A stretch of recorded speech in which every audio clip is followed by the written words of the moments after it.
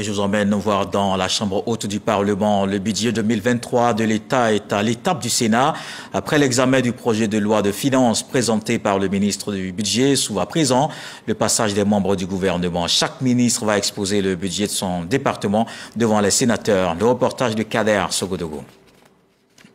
Le projet de loi de finances portant budget de l'État de Côte d'Ivoire pour l'année 2023 est en examen au Sénat. Il est du ressort de la Commission des affaires économiques et financières, présidée par le sénateur Moïse Koumoué Kofi.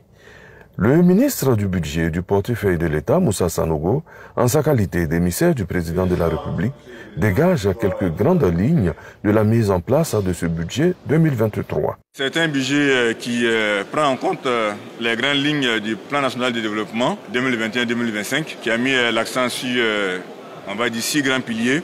Et les ressources en termes d'investissement s'articulent autour de ces 6 piliers qui vont donc de la transformation structurelle de notre économie à une Côte d'Ivoire plus solidaire, ainsi de suite, pour donc apporter des réponses. Et donc c'est sur cette base-là que des enveloppes budgétaires ont été définies pour l'ensemble des ministères, les permettre donc de mener à bien leur mission.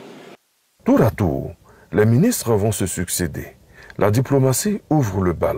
Plus de 117 milliards pour le ministère d'État, ministère des Affaires étrangères, de l'intégration africaine et de la diaspora.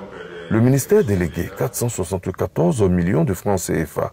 Les 2 budgets ont été défendus par le ministre délégué Léon Adom Kakou, qui a mis en avant la vision d'une diplomatie ivoirienne en pleine reconstruction. Pour 2023, le ministère de la Construction, du Logement et de l'Urbanisme affiche plus de 91 milliards de francs CFA.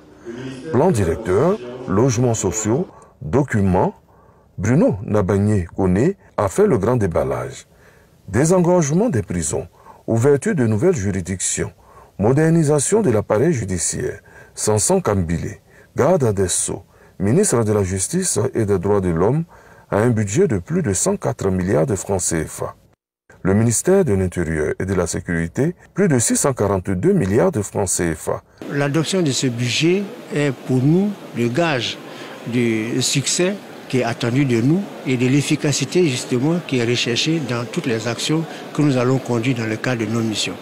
Encore une fois, il faut s'attendre à ce que sur le plan sécuritaire, mais la situation s'améliore et que chaque citoyen qui vit sur notre territoire puisse vivre en paix, en sécurité et vaquer à ses occupations.